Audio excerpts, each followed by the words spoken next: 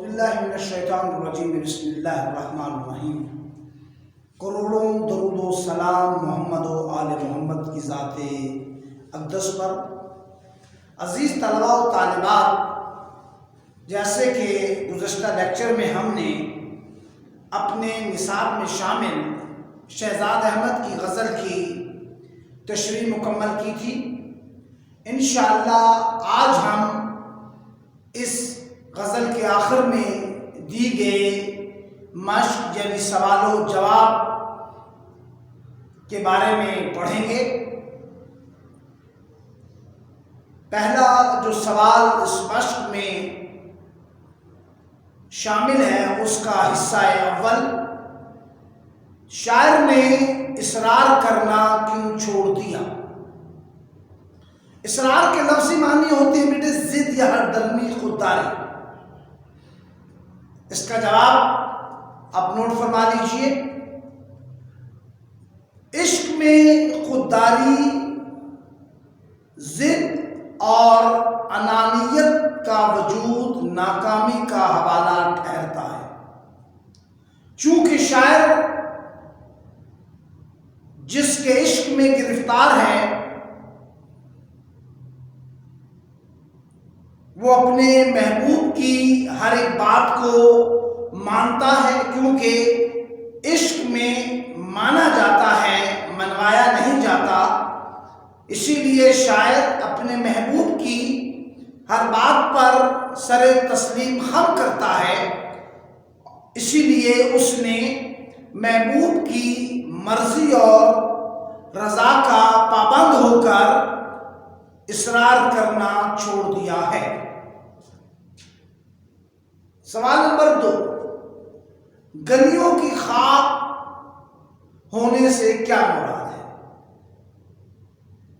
گلیوں کی خاک ہونے سے مراد عزیز طلباء و طالبات یہ ہے کہ بے عزت ہونا، ذلیل ہونا، رسوا ہونا۔ جب انسان محبت میں گرفتار ہوتا ہے، مبتلا ہوتا ہے، تو محبت میں انسان گلیوں کی خاک بن کر محبوب کی گلیوں میں رسوا ہو جاتا ہے۔ شاعر نے اسی حوالے سے یہ کہا تھا کہ گلیوں کی خاک ہونا۔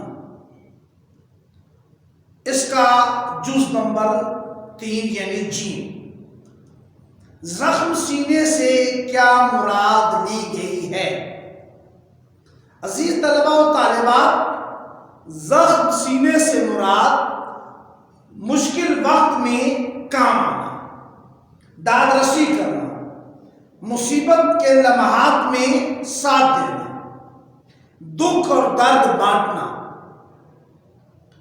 دوست وہی ہوتا ہے جو دکھ میں، پریشانی میں، مصیبت میں کام آئے، اسی کو زخم سینا، ہمدردی کرنا، داد رسی کرنا اور ساتھ دینا کہا جاتا ہے۔ آگے ہے اسی سوال نمبر 1 کا جز 4 یعنی دال، کسی کے شہر کا پانی تک نہ پینا کس بات کی غمازی کرتا ہے؟ غمازی کے لفظی معنی ہوتا ہے نشاندہی۔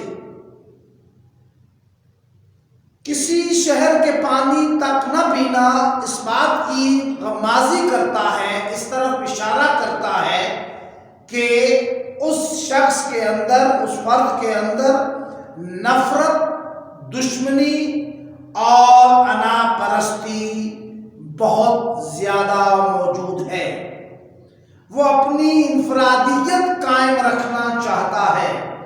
دوسرے لفظوں میں اس سے یہ مراد لی جا سکتی ہے بغض، کینہ، حد سے زیادہ بڑھی ہوئی نفرت بھی ہو سکتی ہے۔ اس کا پارٹ نمبر 5 جز نمبر 5 ہے۔ شاعر نے ستاروں پر کیوں نظر لگائی ہوئی ہے؟ جواب نوٹ فرما لیجئے۔ شاعر ترقی کا خواہش مند ہے، اور یقیناً زندگی میں ترقی کرنا اچھی بات ہے۔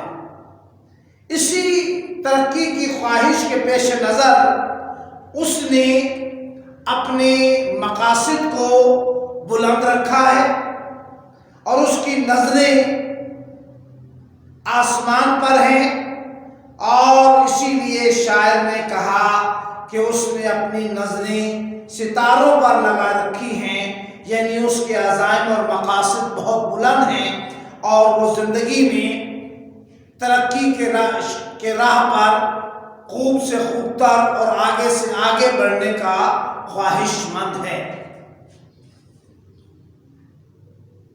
اس کا جو سوال نمبر 2 اور 3 ہے عزیز طلباء و طالبات، یہ آپ کی ہوم اسائنمنٹ ہے، جس میں سوال نمبر 2 میں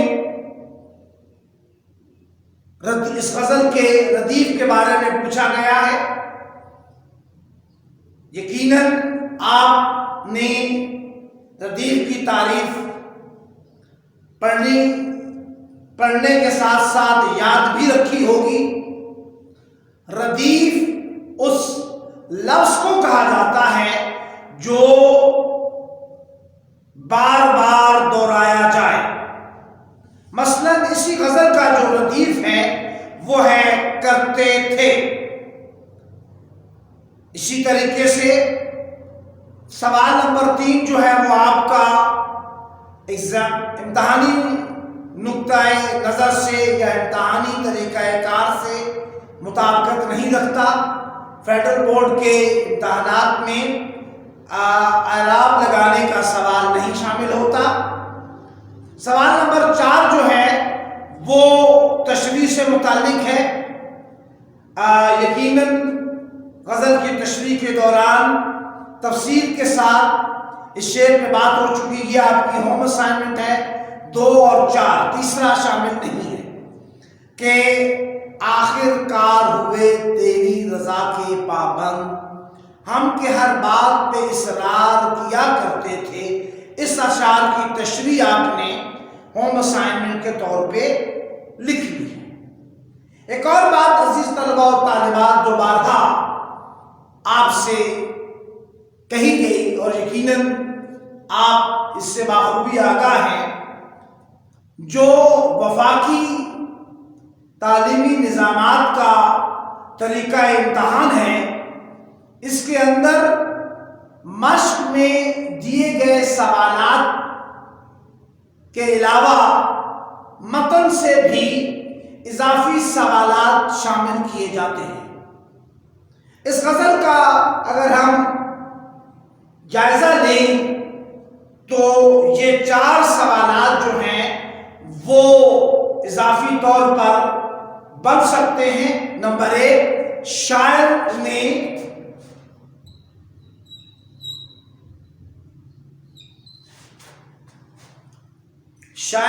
مطلع میں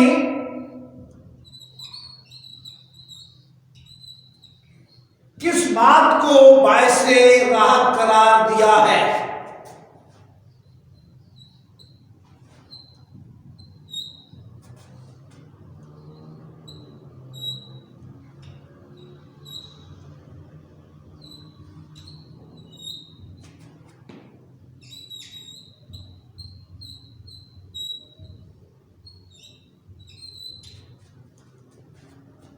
یہ سوال نمبر 1 اس کے مطلع سے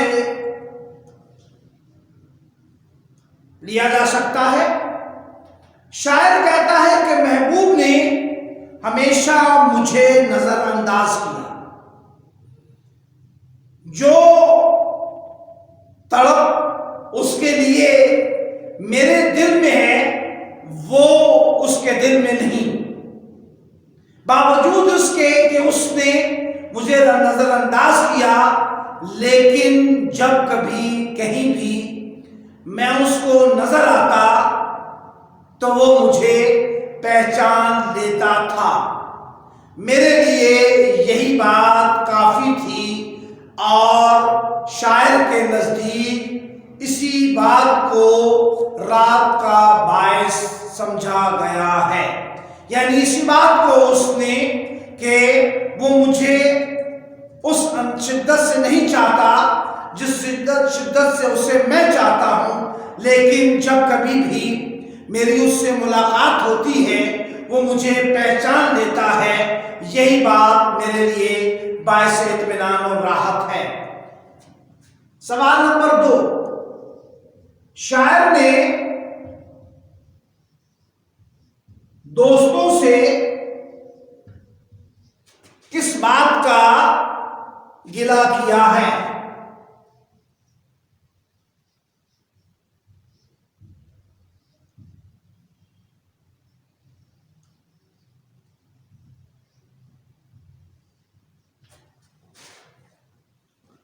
اگر ہم اس غزل کے شعر نمبر 5 میں دیکھیں تو جو شاعر کا گلہ ہے وہ ہمیں سامنے آتا ہے۔ شاعر نے اپنے دوستوں سے اس بات کا گلہ اور شکایت کی ہے کہ کل تک آپ میرے ساتھ تھے، میرے دکھ درد میں شریک تھے، میرے ہمدرد تھے، میرے زخموں پر مرہم رکھتے تھے، لیکن آج زمانے کے ہاتھوں وقت کا پہیہ آپ کو میرے خلاف کر گیا۔ اس مادہ پرستی کی دوڑ میں آپ بھی بہ نکلے اور آپ اب میرے زخموں پر مرہم رکھنے کی بجائے مجھے واجب القتل قرار دیتے ہیں، حالانکہ مجھ سے کوئی غلطی بھی سرزد نہیں ہوئی ہے۔ سوال نمبر 3، شاعر نے انسان کی عظمت کی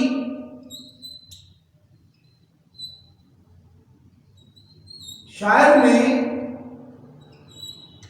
انسان کی عظمت کی بے توقیری کی کیا وجہ بتائی ہے؟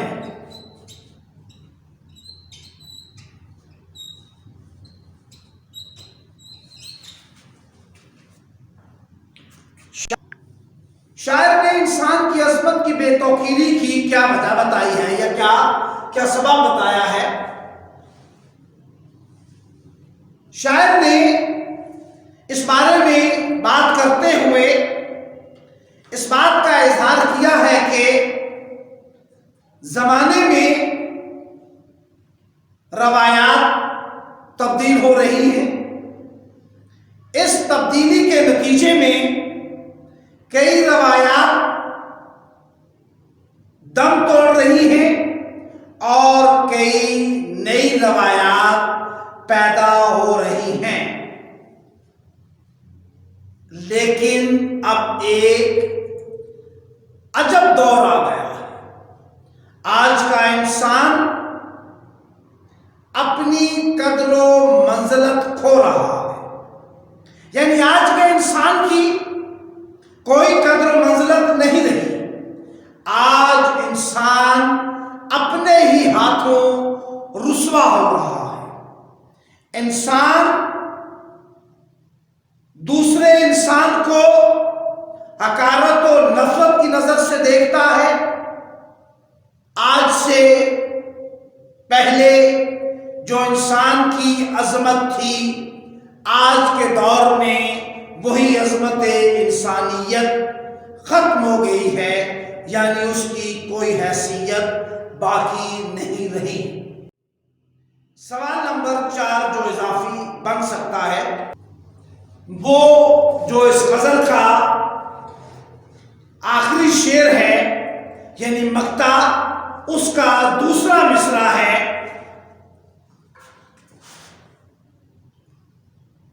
کبھی ہم لوگ بھی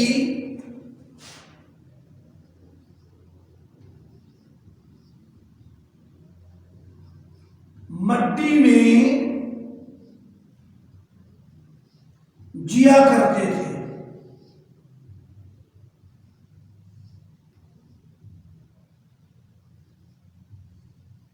اس مصرعے کی وضاحت کیجیے.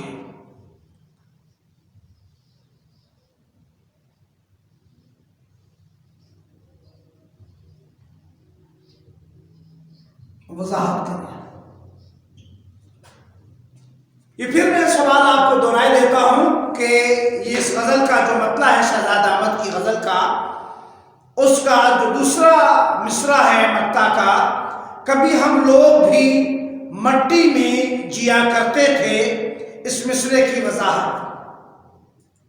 ایک وقت تھا، جواب نوٹ کر لیجیے، پھر میں گزارش کر رہا ہوں آپ سے کہ ایک وقت تھا جب ہم سادہ اور بناوٹ سے پاک زندگی بسر کرتے تھے. ہماری جڑیں اپنی مٹی اور اپنی تہذیب و ثقافت سے جڑی ہوئی تھی، لیکن اب ترقی کا زمانہ آ گیا ہے. انسان اس ترقی کے زمانے میں، اس ترقی کی دوڑ میں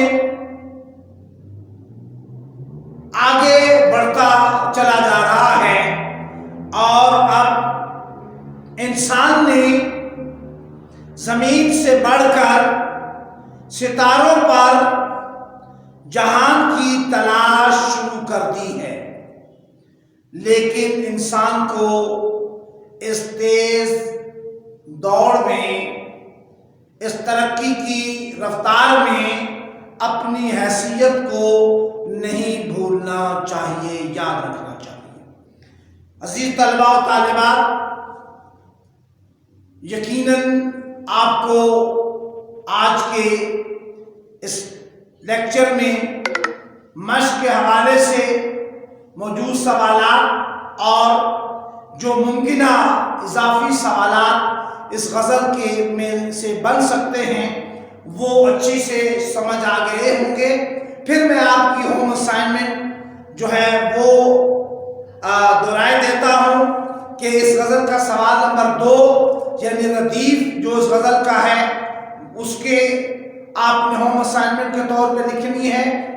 اور سوال نمبر 4 جو شعر دیا گیا ہے کہ آخر کار ہوئے تیری رضا کے پابند، ہم کے ہر بات پہ اصرار کیا کرتے تھے، اس کی تشریح کرنی ہے. وما علینا الا البلاغ. السلام علیکم ورحمۃ اللہ وبرکاتہ.